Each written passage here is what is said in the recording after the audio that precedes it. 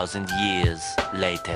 আজ পয়লা বৈশাখের দিন আমরা গাড়ি ডেলিভারি নিতে চলে এসেছি সপরিবারে। বেশ ভালো লাগছে। শোরুমে বসে অপেক্ষা করছি আর ভাবছি কখন ডেলিভারি নিয়ে বাড়ি যাব।